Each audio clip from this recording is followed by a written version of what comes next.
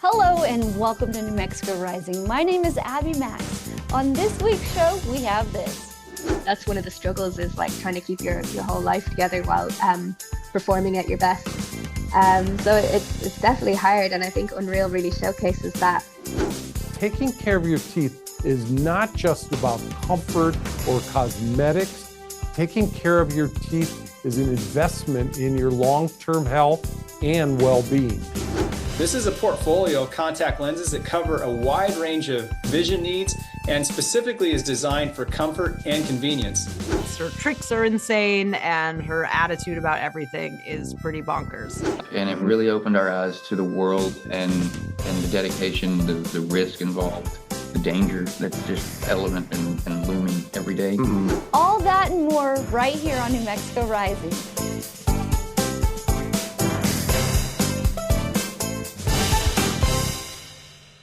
The big game is almost here, and for a lot of families, the food is the main event. With Bad Bunny performing at halftime, many hosts are adding Puerto Rican flavors to their watch parties. We're joined by Chef Fernando Desa from Goya Foods, sharing easy, crowd-pleasing recipes for game day. Welcome, Chef. How are you? Thank you so much for having me. Very good. So when you're feeding a big group at home, what kind of foods make things easier for the host? I think appetizers, a bunch of appetizers. We're watching the game, you want to eat, you want to enjoy, you want to watch the game. And what better to enjoy good food with the family and using Goya products. It's just amazing. And Bad Bunny is such a big name right now. How exciting is it to see Puerto Rican culture represented on that halftime stage? It's super exciting as a Puerto Rican myself, born and raised in the island, to have a Puerto Rican be in the big game is huge. And to also celebrate 90 years of Goya, bringing the authentic Latin flavors to all the kitchens across America is huge. So we're super happy to bring all these ingredients and celebrate with you all with these delicious dishes. And I see you've brought some great dishes with you. That table looks incredible. Can you tell us about a few Puerto Rican dishes that work really well for game day? Yeah, so I chose three of my favorite ones, my must three when I go to the island. First, we have an alcapurria. An alcapurria is a yuca fritter stuffed with ground pork, olives, and a lot of seasonings. And then we dip that on a cilantro aioli, nice and creamy and crunchy. Then after that, we have our take to the traditional slider. Instead of using a bread, we use tostones or plantain. And on top of, inside of that, we do bistec cebollado, which is a pan-seared filet seasoned with olive oil, vinegar, garlic, adobo. And then on top of that, we put some onions and some avocado salsa. So it's super, super rich, super good, tasty. And then after that, we do some empanadas. Puerto Ricans without empanadas, it's amazing. It can be. It's just part of our culture. So we do an empanadas stuffed with 3 different meats. That's what we call it, tripleta, cheese, and we dip them in a sauce made with guava and rum, and also with Goya mayo ketchup, which is creamy, is combining the creaminess, the sweetness, the richness of the empanada. And then to top it off, we made a rum punch using our Goya coconut water, guava nectar, and a little bit of mint rum, refreshing. Then we also have some plantain chips, yuca fries, pork cracklings, yuca chips, of course, Malta. It's a must to drink that when you get to the island, nice and cold. And then to be hydrated during the game, and it's my favorite Goya coconut water. It's so good. It's just refreshing and goes well to the rest of the game. And for anyone hosting their first big game party, what is one tip to help things go a little more smooth today? Make a bunch of appetizers. Do a research before you start the couple of days before the game. I would suggest to make some of these appetizers that you have here, a couple of chips and salsa, like I just mentioned. And also, if you need more help, go to the Goya website, goya.com. You can find there a bunch of recipes that you can make at home, like, wings with the chipotle flavors. You can do some ciders. You can do a bunch of dips. In fact, you can do all your favorite recipes. You can find all these recipes in Goya.com and be a complement to what we're offering today, and enjoy with friends and family and eat with a lot of sabor, a lot of flavor. Fernando Desa, I want to thank you for being here today, my friend. Thank you so much for having us. At the start of a new year, many of us think about improving our health, but we often forget about our eyes. Clear, comfortable vision affects how we work, drive, and go about our day. Joining us is optometrist Dr. Aaron M. Luekenga, here to explain why now is a great time to check in on our eye health and what to know about contact lens options today. Welcome, Dr. Luekenga. Thank you. Why is the beginning of the year a good time to think about eye health? Well, the beginning of the year is a natural reset. Whether you've experienced changes in your vision, discomfort with contact lenses, or an increase in screen time, now's a great time to schedule that annual contact lens examination and to check in on your eye health. And at the same time, your eye doctor is able to check in a lot of things with regard to your general health. For people who may be new to contacts or stopped wearing them, what would you want them to know now? Well, for patients that are new to contact lenses and heard things that may be less than flattering, or people that have worn contact lenses in the past and fell away from them because of dissatisfaction or dryness or inability to see clearly, I want you to know that contact lens technology has advanced dramatically. And the lenses that we have today and the options that are available are far different than what they were even just a few years ago. So this year, it's probably a good idea to take another look at contact lenses. And there are a lot of options for contact lenses out there. How can people have a good conversation with their eye doctor about what works best for them? Well, having an open and honest conversation with your eye doctor is really key. They want to help you out. So let them know what your frustrations are, what the difficulties or challenges you had with past contact lenses were, and also how it is that you use your eyes on a daily basis, what your screen habits are, what your environment's like, if you're in a dusty warehouse or outdoors, or just whatever your eye experiences throughout the course of the day. The more your doctor knows, the more they can tailor their specific recommendations to fit your needs. And I would ask specifically about Alcon's Water Innovations contact lenses. This is a portfolio of contact lenses that cover a wide range of vision needs and specifically is designed for comfort and convenience. A couple of the go-to lenses of my choice are the Dailies Total One. This is a daily disposable contact lens that offers the ultimate in convenience. But what's really unique about this lens is it's nearly 100% water at its surface. So that means that only a gentle layer of moisture touches the eye, which gives you a feels like nothing contact lens experience. And for an affordable contact lens option or alternative is the Precision One Sphere, which is the #1 contact lens for patients under the age of 25. This is a contact lens that's easy to handle, easy to put in and take out, got great vision, and it's easy on the budget as well. I have my teenage son wearing this contact lens right now. And before we let you go, where can viewers go to learn more? To learn more about these contact lenses, go to myalcon.com/comfort. Here you can find out all about these water innovation lenses, as well as download a voucher for a free trial pair of contact lenses to take to your next eye exam. That's myalcon.com/comfort. Dr. Luekenga, always a pleasure. Thanks for joining us. Thank you. Have you ever ignored a toothache just hoping it would go away? A lot of people do, but what feels minor can actually signal a much bigger problem. Tooth pain, infection, and inflammation doesn't just affect your mouth. In some cases, they'll impact your overall health too. So joining us today is Dr. Stephen Katz, president of the American Association of Endodontists, here to explain why seeing the right dental specialist early can make a real difference. Welcome to the show, Dr. Katz. How are you? I'm good. Thank you for having me. Thanks for being here. A lot of people hear about the word endodontist, but they're not exactly sure what that means. What does an endodontist do, and how does that differ from a general dentist? Well, an endodontist is a dentist, but we have 2 to 3 years of additional education and training. Our focus is on the inside of the tooth. So the nervous tissue, the root itself, and the surrounding structures. You would know us as the root canal specialist, but we're really much more than that. We are the tooth saving specialists. We treat patients that are in pain. We help patients avoid unnecessary extractions and expensive additional dental procedures. So what are some warning signs that tell you it's time to see an endodontist instead of just trying to push through that pain? Right. Well, swelling, pain, sensitivity to hot and cold, a broken tooth, or a tooth that's had trauma. Those are all signs that you should see an endodontist. But remember, no amount of pain or swelling in your mouth should be considered normal. If you're not sure, reach out to your dentist and ask for a referral to an endodontist, or you could go to findmyendodontist.com and you could find an endodontist in your neighborhood. So let's talk about some of that big fear that people have about root canals. People associate them with pain. Is that reputation deserved, or has science, technology, and reality changed? Well, that's a really great question. So the fact that root canals are considered to be painful is really one of the biggest myths in dentistry. Root canal procedures are no more uncomfortable than having a routine filling done at your dentist. We use new techniques, new technologies. We have improved local anesthetics.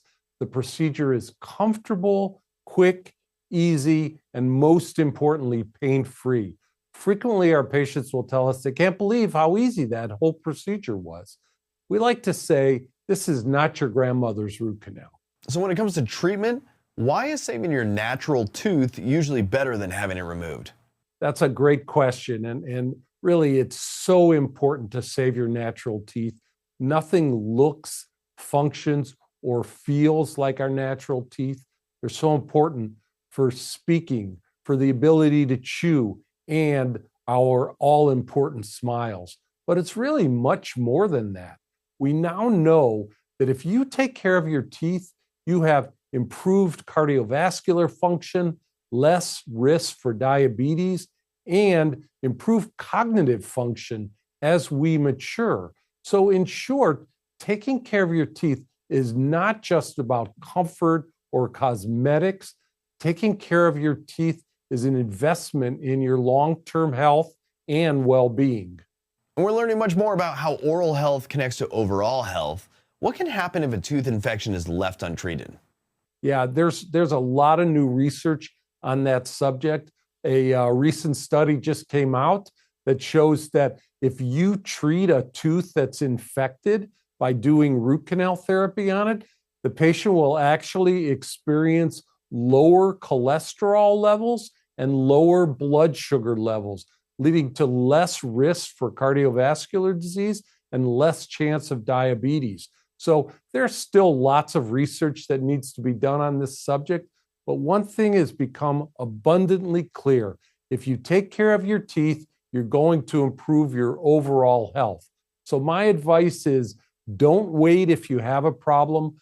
Go to the endodontist. Dr. Katz, if our viewers want to learn more or find a qualified endodontist near them, where should they go? They could go to findmyendodontist.com. There's all kinds of great information about how to save your teeth.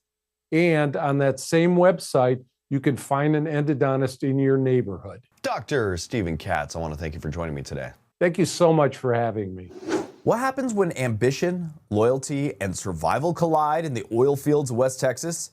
Landman from Oscar-nominated creator Taylor Sheridan is back on Paramount Plus, and season 2 is already making waves. So joining me this morning are Jacob Lofland, who stars as Cooper Norris, and Mustafa Speaks, who brings serious intensity as Boss. Welcome to the show, you two. How are you? Good. Doing great. How are you? Doing good. All right, season 2 dives right in. Where do we pick up with your characters and how have things changed since last season?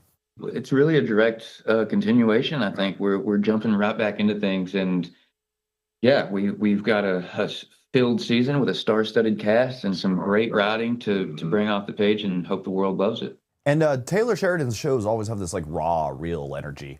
What's it like working with him and his storytelling world and getting that distinct Sheridan grit? Well, for me, I can liken it to just being in the locker room, in a football season, playing in a championship game. I mean, it's just that real, raw, authentic energy. And Taylor is just so focused and has such a vision for what it is he wants that you can trust his leadership, and that trickles all the way down. Agreed. That's beautiful. And the show captures both the boom and the burden of the oil industry. How'd you both bring that emotional weight to your performances? I think we were fortunate enough in the first season. They put us in a roughneck camp, and it really opened our eyes to the world and the dedication, the risk involved, the danger that's just evident and looming every day. So that really helped us to put ourselves in it. When you realize what's on the line, what's at stake, it raises the bar just a touch. And you both have worked on some pretty big projects like Joker 2, Joe Pickett, Maze Runner.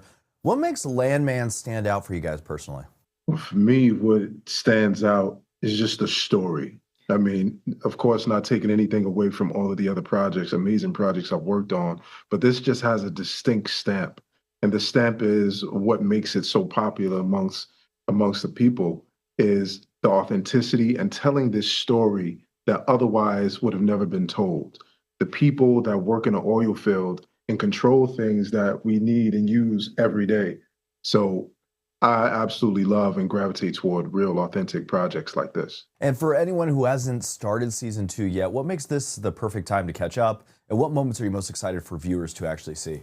Well, it's a hard question. I don't think I have any moments specifically. I think as a whole, it's just there was so much hard work that went into this season, and it's such a great story. We get to dive into these characters and really get to know who they are, even more so than the first season. So yeah, I'm really looking forward to people's reaction to the entire thing in a whole. All right. Hey, I want to thank you two for joining me this morning. You could stream season 2 of Landman right now exclusively on Paramount Plus. It stars Billy Bob Thornton, Demi Moore, Andy Garcia, Sam Elliott, and of course our guests Jacob Lofland and Mustafa Speaks. It's a story of power, pressure, and survival in the heart of West Texas. Don't miss it. I want to thank you two for joining me this morning. Thank you for having me. Pleasure.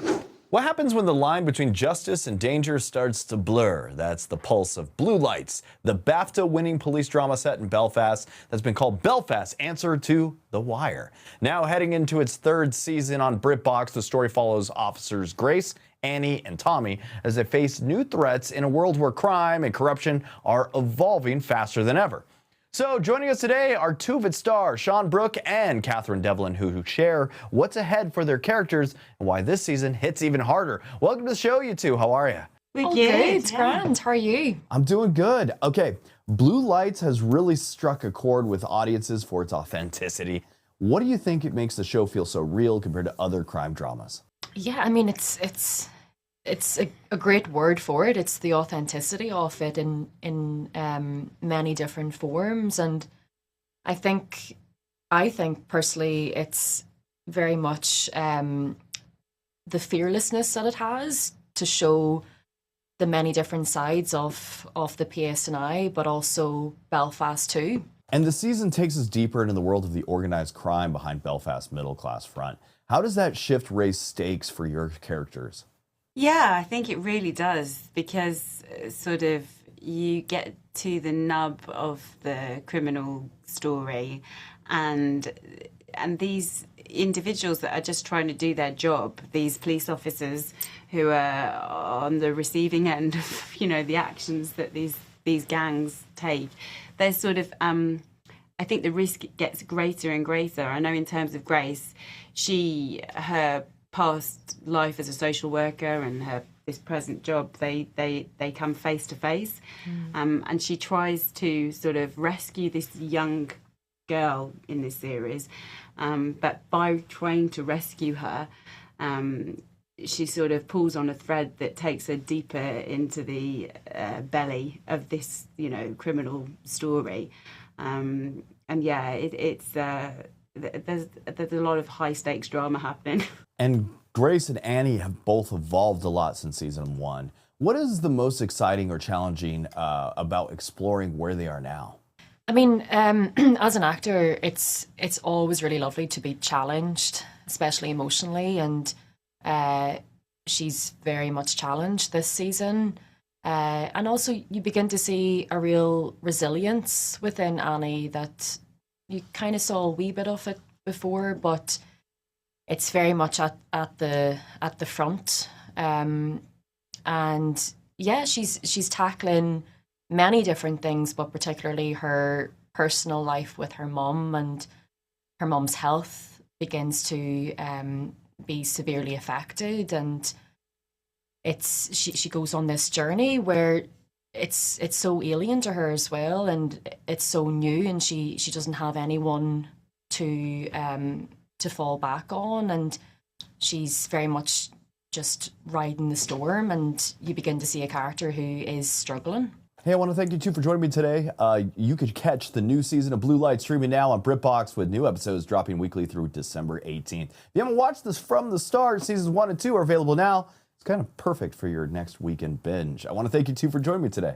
Thank you. Do you ever wish you could pull off the perfect diamond heist and just disappear in a cloud of smoke?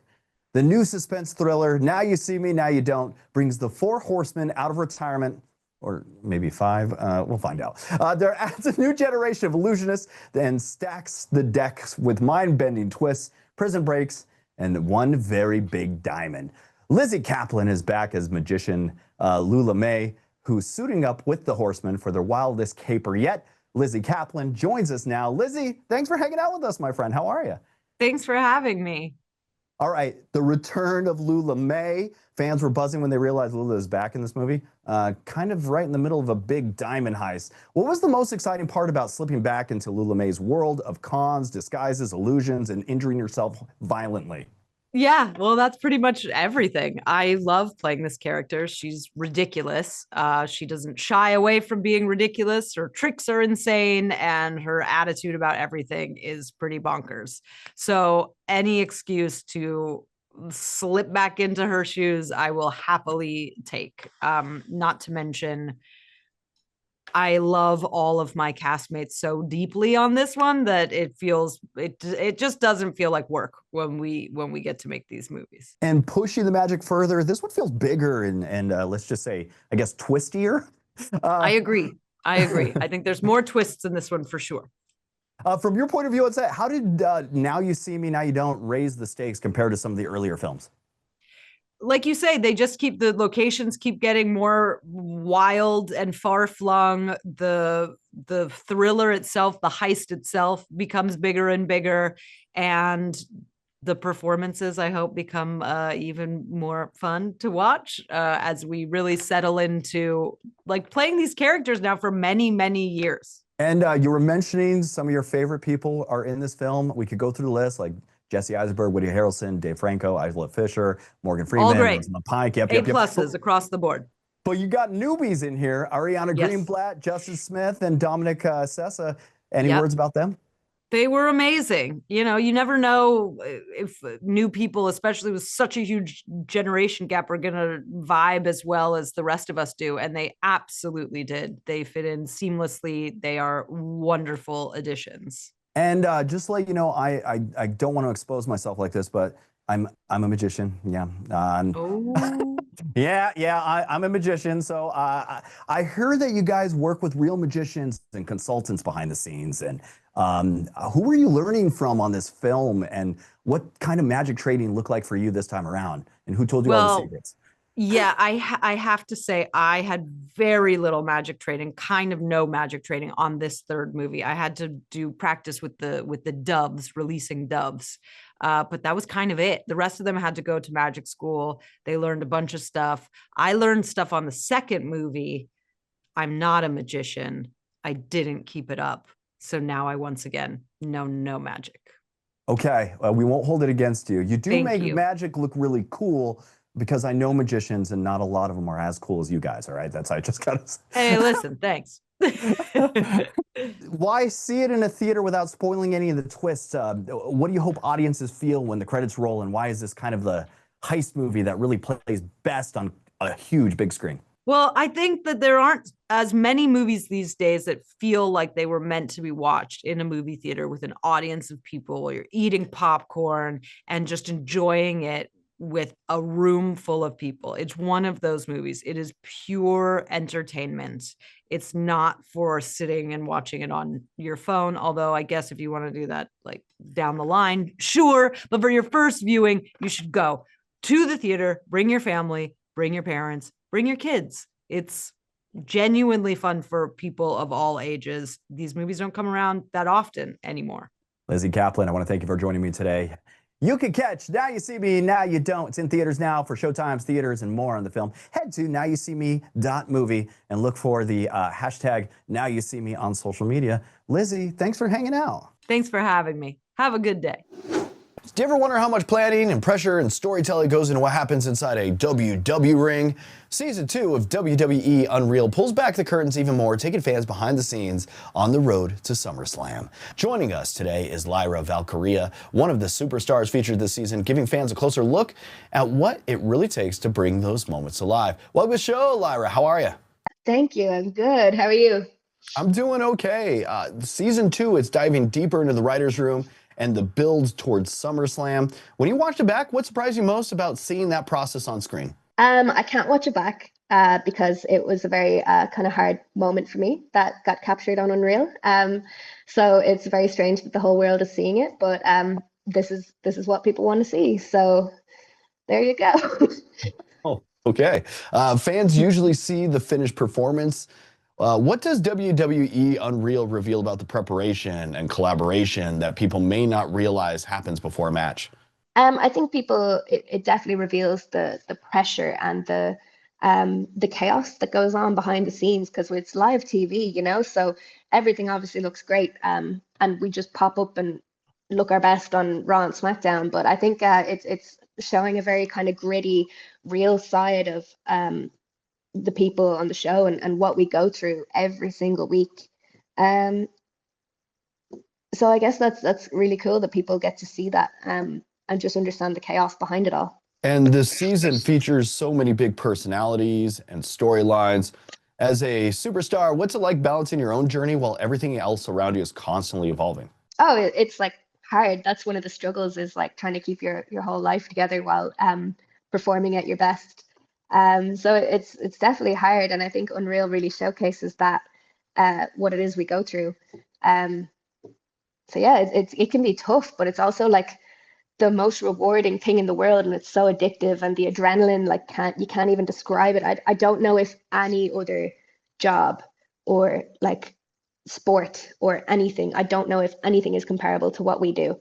So it's cool that like people get to understand that a little bit more watching the show. And the show, it captures a lot of high pressure moments. How do you personally stay grounded when the stakes are that high pretty much week after week?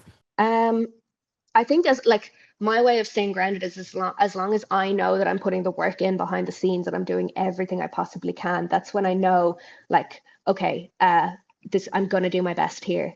And if I don't, then like what can I do? That's just where I'm at. Like I have to, if I'm doing the work behind the scenes, then I'm going to be proud of what I'm doing. And for longtime WWE fans and for people who may be new to this world, what do you think they'll appreciate most about season 2 of WWE Unreal? I think people will appreciate the fact that this is the first time ever that this show is pulling back the curtain so much. You know, it's something that's been protected for years. And there's still people that, like, I'm one of them, that I'm not sure how much we like that, but there's a big demand for it. So I think people who have wanted that, like lifelong fans who have wanted to see what it's like behind the scenes, I think that's what, like, this is their chance to actually get to see that. All right, I want to thank you for joining me today. WWE Unreal Season 2 is streaming now on Netflix, taking fans behind the scenes all the way to SummerSlam. Lyra, thanks for joining me today. No, thank you for having me. Thank you for tuning in and checking us out here on New Mexico Rising. If you're a fan of the show and want to know what's going on behind the scenes, follow us on social media. We're at New Mexico Rising on Facebook and Instagram. Also, you can subscribe to our YouTube channels at New Mexico Rising. Thank you again for joining us right here on New Mexico Rising.